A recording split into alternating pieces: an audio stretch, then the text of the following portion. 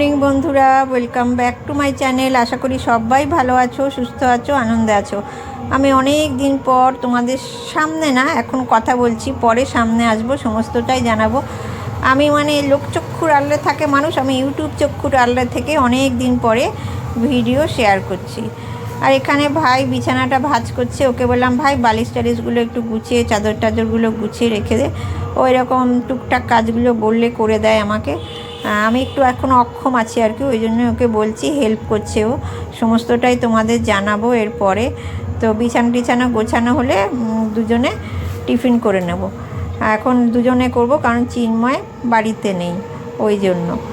চিন্ময় গেছে অফিস ট্যুরে, তোমাদের সমস্তটাই জানাবো। দেখো এখানে গামলাটা দেখতে পাচ্ছ, এটারও কারণ আছে, ভাই বমি করছিল জানো, ওই জন্য ওর সামনেই গামলাটা রেখে দিয়েছি যাতে ওর সুবিধা হয়, উঠে যেতে না হয়।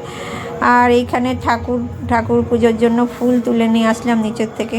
কিছুই জীবনের বাদ যায় না, ছন্দে অছন্দে বিছন্দে সবই কাজগুলো করতে হবে, আমিও সেরকম করে যাচ্ছি। খুব খারাপ পরিস্থিতির মধ্যে দিয়ে কদিন কাটালাম, তারপরে এখন আপাতত একটু ঠিকঠাক আছি, ওই জন্য আবার নিজের ছন্দে গন্ধে ফিরে আসার চেষ্টা করছি। চলো উপরে যাই, উপরে গিয়ে আবার শেয়ার করছি। ধীরে গতিতে সিঁড়ি দিয়ে উঠছি, তারও কারণ আছে। মানুষ একবার ধাক্কা খেলে শুধরে যায়, আমি ওরকম শুধরে গেছি। ধাক্কার কারণটা কি তোমাদেরকে অবশ্যই জানাবো।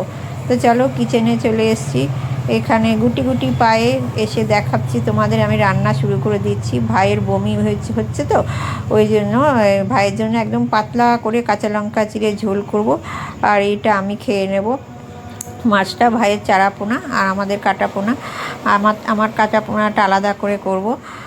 তো চলো কাজকর্মর ফাঁকে মনে হয় আর আসতে পারবো না গো, এই যে পুজো দিলাম, পুজো স্নান টান করে পুজো দিয়ে নিলাম। আমার না কথা বলতেও ইচ্ছা করছে না জানো, কথা বলার এনার্জি পাচ্ছি না আমি, এত এনার্জি ঠিক কথাবার্তা বলি, সঙ্গ দিচ্ছে না, শরীর সঙ্গ দিচ্ছে না, আর মনটা ওই জন্য সঙ্গ দিচ্ছে না। তো পুজো টুজো দিয়ে নিয়ে একটু রেস্ট নেব, রেস্ট নিয়ে লাঞ্চ টাঞ্চ করবো। দেখি তোমাদের সামনে কখন এসে সমস্তটাই তোমাদের সামনে শেয়ার করতে পারি। আমার কথা বলার ইচ্ছেটাই মনে হচ্ছে চলে গেছে।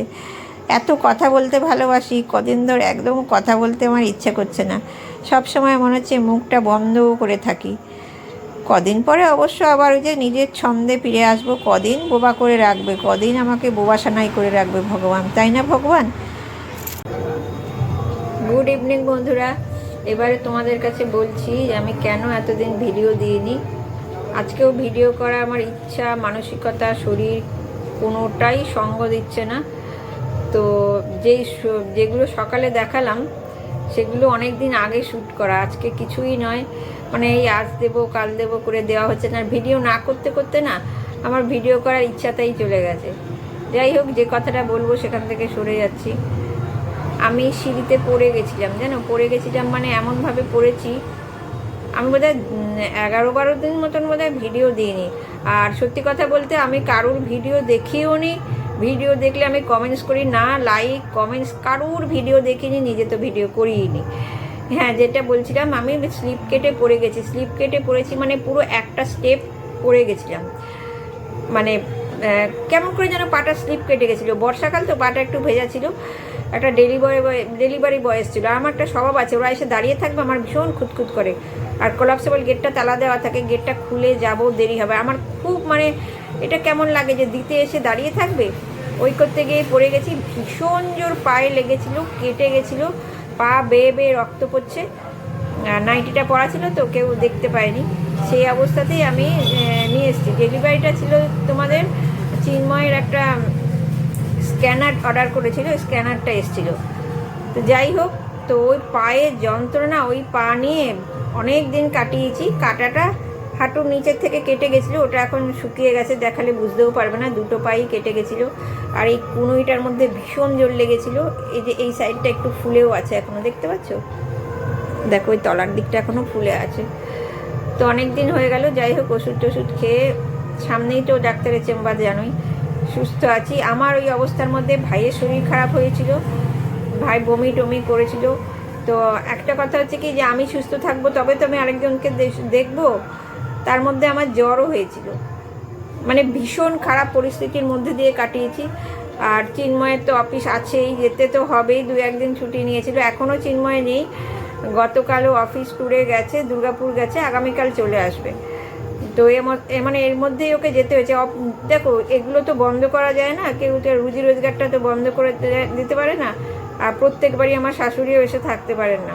শাশুড়ি মায়ের কিডনিতে প্রবলেম, পা ফুলে যাচ্ছে, এই এক সমস্যা জানো, পাটা ফুলে যাচ্ছে ওনার, সেটাও একটা টেনশান।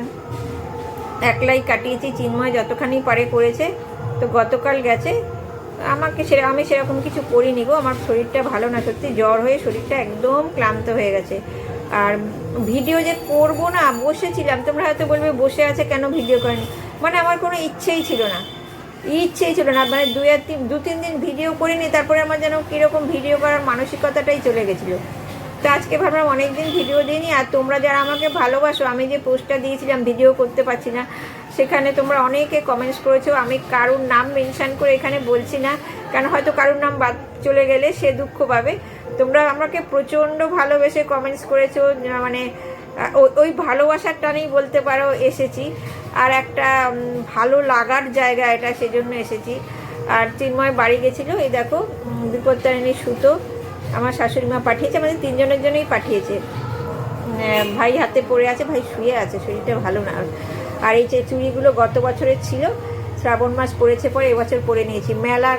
মেলা চলছে এখন অবশ্য, রথ গেল, কিছুই দেখিনি। রথের একটা শর্ট ভিডিও দিয়েছি, ওটা চিকেন আনতে গেছিলো চিন্ময়, ভিডিও করে এনেছিল, আমি একটু ভিডিও করে আনবে তো আমি শর্টে দেবো, ওইটা শর্টে দিয়েছি। মানে কী পরিস্থিতিতে যে কাটিয়েছি, আর আমাকে দেখেই বুঝতে পারছে আমার শরীর খারাপ প্রচণ্ড, চেহারাও অনেক বদলে গেছে, আরও কাঠের মতন হয়ে গেছে আর কি। মানে কতদিন আর কি পাটার জন্য আমি মানে কি বলবো, প্রতিবন্ধী টাইপের হয়েছিলাম, পায়ের যন্ত্রণায় থাকতে পারছিলাম না। তো যাই হোক, আপাতত এখন অনেকখানি বেটার, গত 2-3 দিন ধরেই বেটার। কিন্তু ওই যে বলছি, একটা অনিচ্ছা এসে গেছে ভিডিও করাতে, ওই জন্য করিনি। মানে যেই ভিডিও করা শুরু করে দেবো না, তখন আবার মনে হবে শ্যুট করি, এইটাই মনে হবে।